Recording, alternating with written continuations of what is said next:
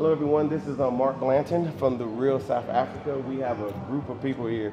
I don't know, you got here by plane, right? Yes. Yes. Okay, great. We actually had to fly here. Okay, I want to make sure, but we got a bunch of African Americans. They all came from Texas for some odd reason, and they have a story to tell. So what I'm going to do is kind of go around the room, not around the room, but just kind of go around and let them introduce themselves and tell you who they are and why they came to the Republic of South Africa. All right, so let's start over here.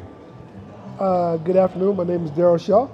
I'm from Fort Worth, Texas, and I decided to come to Johannesburg on this trip because I felt I wanted to be part of the majority and learn a little bit more about our history here in Johannesburg.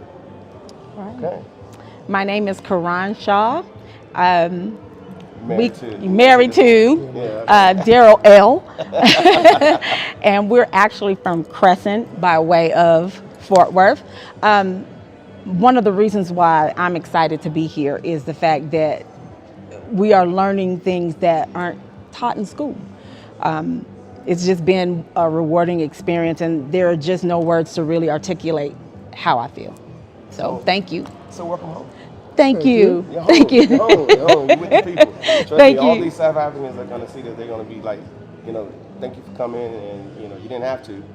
Yeah. And we saw the rainbow, so We saw You it. did see the rainbow. Yes, we saw it. we're glad to be home. It actually rained. Yes. So that's on this side. We know what that means. So now we have this one over here. Let's go ahead and introduce yourself.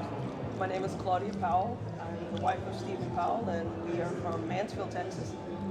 I came because Daryl told us we needed to come, and no, I actually came to South Africa in 1989 during apartheid, and I came with a church group, and it was a very different time, and I wanted to see what it's like now, and I'm so glad we came.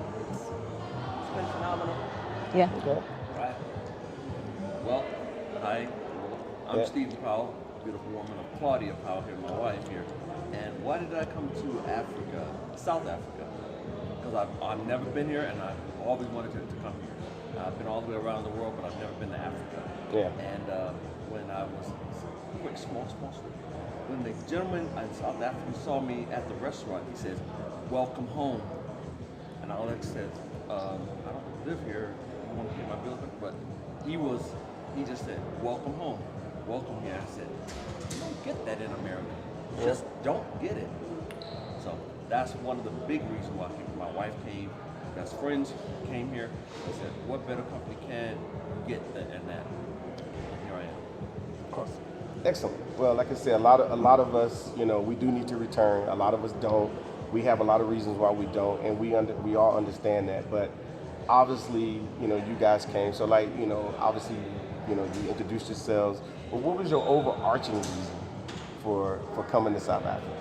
One of my overarching reasons is in the United States, because I've been here on two other occasions, but people in the United States just don't know how, I'll use the word good, but yeah, how good it really is here. They see things on the news and they think that's really how things are going. Exactly. And it really isn't. And you try to tell them, that's not how it is. And so I like coming here and experiencing the good things that are happening and seeing our people that has our shade actually being successful and, living the life that we were promised. Yeah.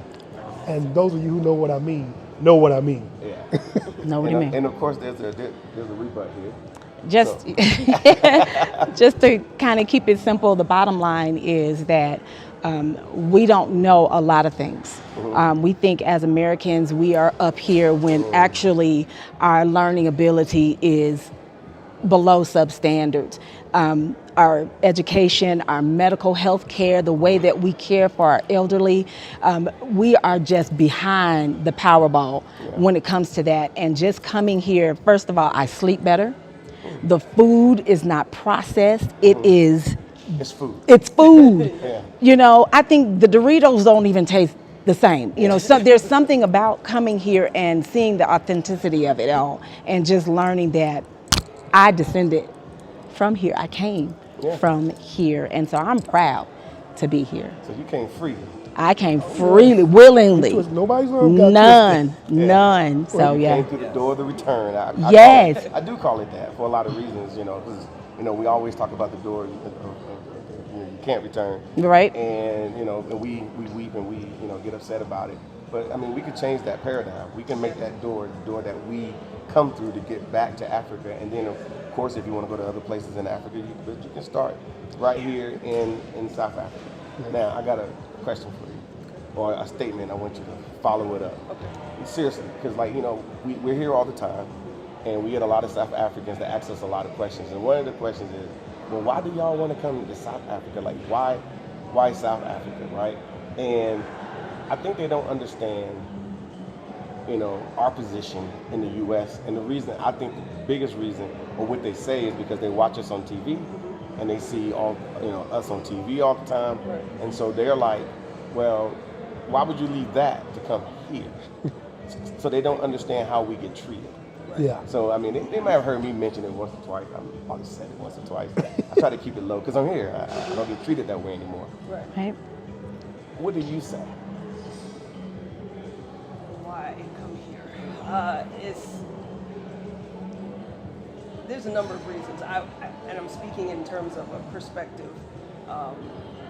We learned of Nelson Mandela and his fight for freedom for people, and so we think it's noble. We equate him to the South African version of Martin Luther King Jr. And so, knowing that history, it's for that reason many people would want to come and just see what it's like. But for us, it was more of a drawing, how to feel welcomed. The way we were treated many years ago when I came, it was very loving, kind. It was. Who would not want to be a part of that? Who would not want to have that welcome when they come? I feel like I'm at a loss for words. Because it's funny because again, most of the Black South Africans don't understand why we want to come, and a lot of times I'm like, it's because how we get treated in America. Oh, Thank okay. you. I'd like to caveat on that. Let's get a caveat on that. Yeah. Well, as I said earlier, I've been all the way around the world multiple times, and I've reached the pinnacle point of success, not success in life, but as in a career, as even making money and all that good stuff. But I've never had the opportunity to express myself as an African American male. Hey, as a black man, these are things that I expect, and it's always my counterpart has it. I have it, but he gets the recognition, and I don't. And I said, why? Here, I have someone that just recognizes I'm here in South Africa, doesn't know me from absolutely no one, that just welcomed me. I said, that's the kind of personality I want around me. So that's one of the main reasons why I really want to see what African Americans, Africa is all about. South Africa, because the only thing I really know is what the school has taught. That's it. And I said, I know there's so much more. None of my brothers and sisters have been overseas like me. None of my brothers and sisters or my mother and father have been affiliated with, per se, black everything. Yeah. Never. And I just said, you know what? This is my first opportunity. I'm going to go and I'm going to teach and I'm going to tell everybody. Yeah. I'm getting broke because I'm buying some of everybody. But that's okay though. Yeah. If I made it, I'll make it again. And my wife can attest to this. I always say, what excuse, any excuse will do. What's your excuse to not do it? Any excuse will do. And I said, you know what? Even coming here, before I left, everybody that wasn't on board spoke against coming to Africa. And I don't mean maybe 4 or 5 people. I'm talking, if there were 20 people, 20 people spoke against coming here. Why do you want to go there? I said, well, first reason why is because I'm tired of being lied to, because I'm not going by what you That guys piece. are saying. Exactly. That And I piece. said, this is what I'm going to go and do. And if I come back and find out, hey, that's fine. That's Yeah. fine. I ain't rich, but believe me, if I got money back then, I can get it again. Yeah, of course. Get it in the future. So it's a big, gigantic open forum. It's a big open door and it's like, this guy welcomed me to his country, and that doesn't know who I am. Yes. It's amazing. In the airport. Yeah. Oh, And you do such a good job. With Yes, your you do. videos of Well, you portraying guys are South actually doing a Africa. good job because you're actually in the video, and you know, for real, we need. And I always, and sorry to cut you off, but No. it's truly a grassroots movement because, like I said, we know we're not going to get it nowhere else. Right. Yeah. And so, if we don't tell our own stories, nobody will never know about who we are and what we do. And so, I find myself amongst South Africans telling their story, and I'm like, this is crazy because they're talking about 1990 something, early 2000, what happened to them, and I'm like, okay, that sounds like civil rights movement. It sounds like post slavery. Yes. The things that were happening to them in 1980 something, 1990. I mean, I was out of high school Right. in the mid 80s, and I'm like, this is Yeah. this is crazy, and these are 30-something-year-old people, 20-something-year-old people telling their truth, and it's just in conversation. Like one conversation that I had, and hopefully we can capture this, but one conversation that I had was people were like, they're talking to us, and they're like, yeah, because we were exiled, and they just kept telling the story, and I did that. I was like, exile? What do you mean you were exiled? Oh yeah, we had to leave the country because of what was going on with apartheid, but they returned back and they made themselves successful. But they talk about being exiled as this a normal thing, like you gotta go to timeout or something. Yeah. Or go to. Wow. I forgot what it was called in school, but yeah. So we need to tell our story, and because one of the stories that I think about is like, a lot of us that are here now that are African American are like, I wish I would have found out about this when I was younger. Yes. Yes. And that's what we try to do for you, get that word out. Yeah.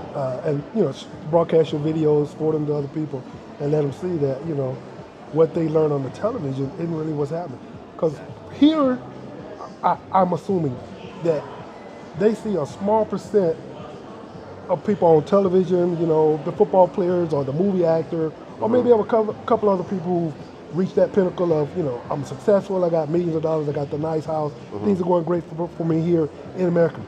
But they see that that's only a small percentage. Yeah, that's the 1%. Exactly. Yeah. That's the 1% of another 1%, because that 1% at the top, that's even less for black people in Yes. America. And then honestly, those people, they know they have to toe the line Yeah. to stay in that space. I mean, we saw Bill Cosby, we've seen a few others. Byron Allen, he trying to fight for the radio space and TV space, and several others.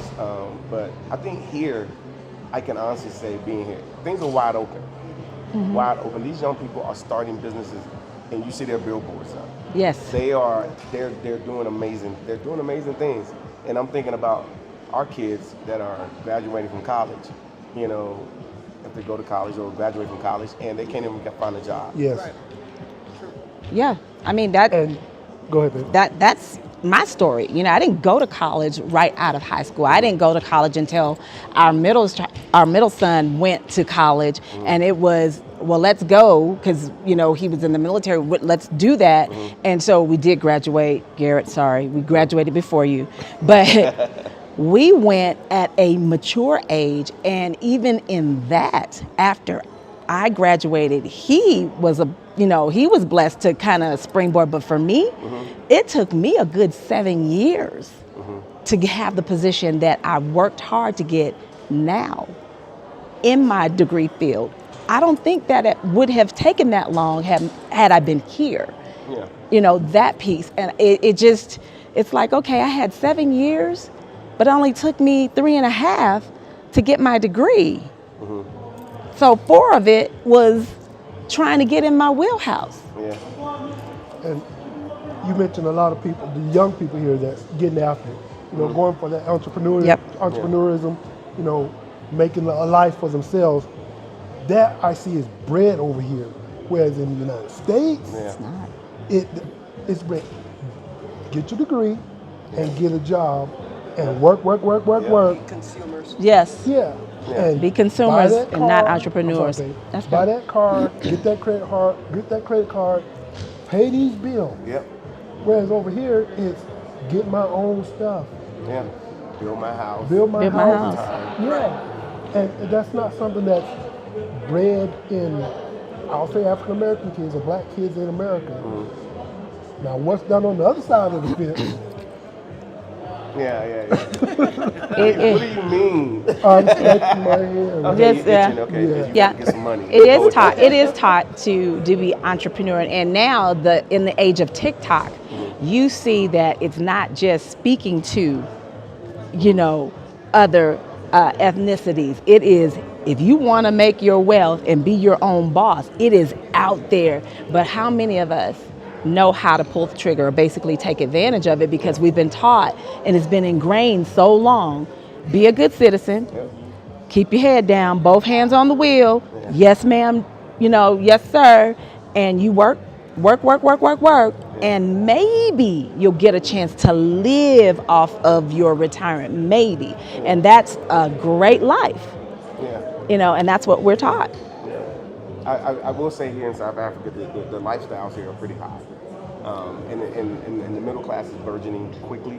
And it took us, think about it. I want to get into a history lesson, but before affirmative action, you can barely find black people that were in the middle class. And then when, of course, affirmative action came along, people started being able to get into these government positions, and now we have a pretty decent middle class as far as blacks. But these guys, I'm trying to tell you, I've been coming here for 10, 11 years. I've seen them go from to, and I said, hey, how you been? I ain't seen you in a while. Oh, yeah, I live over here now, and I'm doing this, and I'm doing this, and that's my company, and that's my company. And I'm like, wow, that's incredible. Yeah. So it is happening here in the Republic of South Africa. So let me ask you guys just one last question, go around. So what is your first impressions of this country since you've been here? I love every bit of it. As we went on the tour, and I had this discussion with my wife, I didn't like how the past were portrayed to us. When I see it from this point of view and from what I've been taught, it's so much information has not been included. So I get here and I find out, really? I did not know that. And so earlier we went to the museum. I became overwhelmed with so much, not grief, but said, so I've been lied to. So I said, well, I'm gonna sit this one out. Because I'm gonna wait. I'm gonna let my thought pattern go. So if it's that much information in this short amount of time, how much more information is out there that I need to know about? How can I teach my kids, hey, this is the way it really is? Because they're teaching it this way from a textbook. I'm teaching you from a life point of view. This is how it is. I'm looking at it. I'm living it. You can do this. So here, this has just been like, not just turn the page to another chapter. This is shut that book, open another book. Let's start a new life. This is your real life. My grandmother told me that you will only do what you are. You can only exceed what you plan for. If you plan it, you got to put your foot into it. Go for it. She said, don't let somebody tell you what you can and cannot do. And like I said earlier, everyone was telling me no. Why this? Why this? I said, you know what? You're the wrong people. You can't hold a conversation with. You just can't. Everything about you is no. That's why you don't have. So coming here, just welcome me. I'm taking that one. So I can see myself coming here, but I'm also going to see myself taking my information that I have and dispersing it out. I'm not going to waste my time with people that can't affiliate my thoughts. They can't understand what I'm telling them. So, let's check that out. I love it. So I don't see any need in there to try to speak with them when all they're trying to do is to cut me down or try to cut down South Africa because they don't know anything about it. They only go by what they see on TV. I said there's so much more to it than just see on TV. That's all we really, a lot of people know, what they see on TV. Here, time seeing the whole world. Like, wow, South Africa. I never knew. Yeah. So So that's a good first impression. Yeah. it's Amazing. W-O-W. Wow, wow. I love it. Excellent. Excuse me, I'm sorry. It was empowering to get off the plane, to feel, you know, to be part of the majority and to feel like I belong and this is home. Going through, today was a heavy day. I was sharing with Tasha that it was heavy in the sense of all the information that we didn't have. Yeah. And then seeing some of the similarities of what is, 27-year struggle for South Africans, and then how many years struggle for people that are still in the United States. Yeah. Same mentality, same issues, same concerns. We were going through and they're saying don't shoot, and we're still doing that in 2021 where we have to say please don't shoot, I'm unarmed. So it was, part of it is that I'm angry, not at South Africa in any way, but I'm angry in the sense of why it continues, why it's being perpetuated, and why isn't the truth being told. Coming here helped me to see that, we need to come together as a people and grow as a people. And I was sharing with my husband that I want to do my part in terms of helping to bring us together. And one of the things we talked about as we were driving through, the infrastructures that can be in place that haven't been put in place. We see satellite TVs on tin roof houses, but you don't have electricity. Come on, every one of them. That part. Things like that. And we were just like, solar power? Yeah. A wind turbine? We can't get those in place where you create jobs? Okay, you didn't ask for all of that. My first It's your impression, truth. it was wonderful.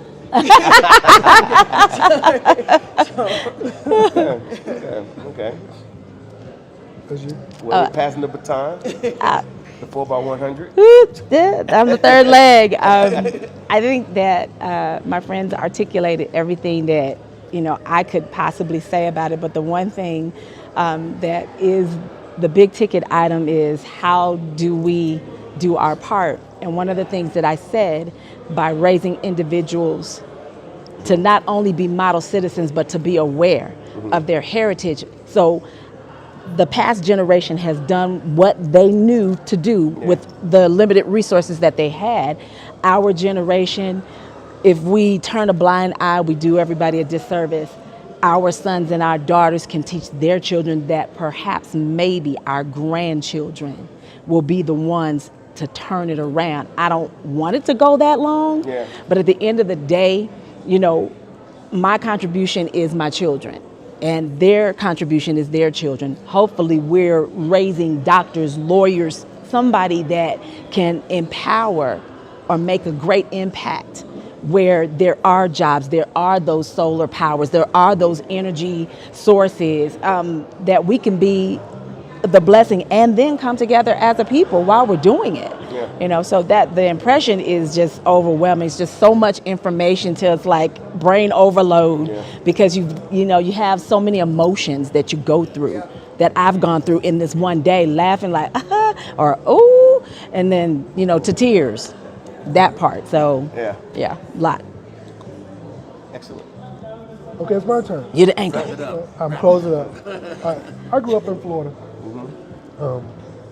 My grandfather was somewhat of a man of stature in the area we grew up in, and he had a little farm, a little garden in his backyard. Had a mule.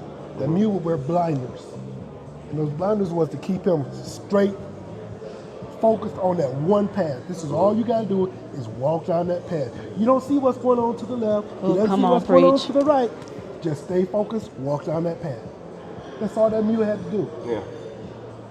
Americans have been that mule with the blinders on. We don't see, we haven't been taught, our bit has been turned to look over here or look over there. Just been walking down that path and being pop, pop, pop. Stay on that path. Work that job. Get that credit card. That's all they've been doing. That's all we've been doing. I get off the plane in South Africa at the Tambo, O.R. Tambo. And the first blessing we got when we got around the corner was, you guys are VIPs, follow me. Yeah. We was like, It was like, He was like, what? I don't know where she came from. We did that. Okay. Okay. That's what we do. Yeah, go ahead. I'm like, Okay, we're VIP. Follow her. So we follow her, and then every step after that, our eyes have been opened, and we just been encountering blessing after blessing. So my saying, or what I would like to tell the people there, is the grass is really greener it on the other side of the fence. really is. In this case, it's been a wild experience, Good. Yeah. Good. Come on. and we'll be back for more. better. No, and you will because you see it, not you've seen it. Now you're like, okay, what else is there? Like you guys have mentioned, and you will build relationships with South Africans. Well beyond myself. I'm American. I feel like I'm South African a little bit, but not just a little bit because I'm with them. We ain't even got the tan, man. Yes, right. At the end of the day, like I said, you all have a role. As I sit here, my South African friends will be laughing what I'm going to say. As mature people here in South Africa, simply because you're mature, even where we are, it's not because you have something, it's not because you own something, it's because you're a mature person and you do have something to offer. So a young person who might even have more than you will literally sit and listen with you and say, Auntie, or Alcy, or Baba, or whatever, what do I need to do? And you might not have, not even close to what they have, but they will listen to you simply because, and I can tell you stories on top of stories, even with myself. I've had young people in their 20s meet me and just want to talk. Like, how do you do that? Wow. Or I had this one guy, I'll tell you this little short story. He made me mad because he's a smart guy, he worked for SARS, which is their IRS, and he said to me, because I talk like this, my English isn't good, I can never move up. Wow. Now, being in South Africa, I do understand why he said that, because everything is about your schooling and how far you go and how well you speak English, regardless if you know 7 or 8 other languages, how you speak English. So I had to tell him, I said, look, there's nothing wrong with you. Everything you said to me, I understood. Everything. And I said, so what they have done is got in your head that, because you don't speak good English, then you can never move up and you're not going to try. I said there was a time where I come from, if your nose too wide, or you're too dark, or Come on. Every year they kept, almost every year, like iPhones, they kept coming up with new reasons why we couldn't overcome. Right. And then now, I don't think we in the States we don't play that no more. I know. We don't play it. No. And eventually they will get there. But I told him, I said, when you was born, I literally told them this. We was at a Boma, fire going, we telling stories, and they just started talking to me. And I said, well, this is what the deal is. And I said, you was born perfect. You were born perfect. There's nothing wrong with you. And he was really upset. And I'm like, there's nothing wrong with you. You're perfect, right? You was born perfect. Sure. Yeah, so these stories. So I guess the very last thing. So it was pretty easy working with us to get here, right? Yes. Absolutely. Very approachable, can communicate easy. Will get back to me quick on questions. Oh, yeah. And you guys, Tasha Absolutely. was always on it. Yes, Always. I think you was always out filming. I'm cutting deals. I'm making sure that everything goes. Oh, wow. Cutting contracts. I'm a business guy at heart. Hey, I love that. I But do a lot of stuff. everything's been great from the very first little meeting we had with Run. Hey, how you doing, Roger? From the very first meeting, everything's been great. Good. Fell in place like it should have. Yep. Okay, good. Well, if you guys want to come to South Africa, be like these, Texans, Come on. and just come on to South Africa, and we'll get you sorted out as well. One last thing. Yes. Thank you. Yes. Thank you. Great Thank job. you and Tasha. You guys are amazing. Awesome. Amazing. What we got to do what we can. We got to give back or help our people, or I don't know what the word is, but we didn't make the opportunity. Create the opportunity for you. Yeah, this great opportunity because honestly, a South African did it for us. Yes. He said, hey, let me host you and your family. My daughter was a little girl. She was just sitting there. She was a little girl, and your mom, before she passed, and my wife. He said, let me host you. And I was like, nah, I think you're just playing, And then he kept, like, every month he would call me, Mark, when you coming? I'm going to host you. So here I am. I said, okay, fine, Zakeli, Zach here. Zakeli, I'm coming. So we bought tickets, we came, and I'm nervous because I got my mom. I got to make sure, you got to make mom. Yes. Yes. Mom. Okay, we all know what mom's. Yes. So I came over here. I had a little fanny pack. I had like $5K US dollars, just in case. I didn't know what we was going into. I had no clue. I had $5K. If anything went crazy, I had every credit card, all the travel notices, $5K in US dollars in my hand. And I get there, they pick us up from the airport. BMWs picked us up, took us over to Midstream Estates. Y'all know where it is, Midstream Estates. I'm like, I was there in my house. And I'm doing all right. It was nice. I'm like, man. And then the good part about it is, every time I tried to pay for something, he was like, nope. I went back home with $5,000 US dollars in my pocket. Wow. He wouldn't let. We was there for a week, and they paid for everything, every bit of gas, all the food, all the snacks. Let us stay in his house, beautiful home. Wow. Had a reception, had friends come through, and so when we came here, that night it started to rain, and I'm like, yeah, exactly what I'm gonna say. It started to rain. And so all the men, because the men were over here, the women were kind of doing their thing. And so I'm standing in front of them looking at the rain. And I said, man, it's raining. And they looked at me and they said, no, your ancestors are happy that you're home. And I thought, I'm like, yeah, okay. But they all looked at me very seriously, like 5 or 6 men. And they looked at me like, no, your ancestors are happy that you're home. So every South African that's listening will see this video. They all know it. It's common knowledge. So when you message me and you said, oh, yuck, it's raining, I told you to ask the driver. It didn't matter who you asked about this. Yeah. And then I think you had missed them. But ultimately, I kind of told you, it's a good thing. Yes. Wow. We received that welcome. We did receive that welcome because when I was filming, I'm like, okay, we made it to Johannesburg. I said, it's raining. I said, but it's okay. Yeah. And I just kind of left it there, but I didn't know that was the thing. Yeah. The rain went away and the rainbow came out. Yes, it did. It sure did. That made my mom's heart glad when I shared that with her over the phone. She was just like, oh, it's so beautiful. So there's a lot of stuff to learn about being African that we don't get taught. We're good Americans. Yeah. Taxes paid on time. Yeah. That FICA guy still trying to find out who he is. Pay your bills on all of that stuff. Yeah. All right, guys. We'll see you next time. Thank you.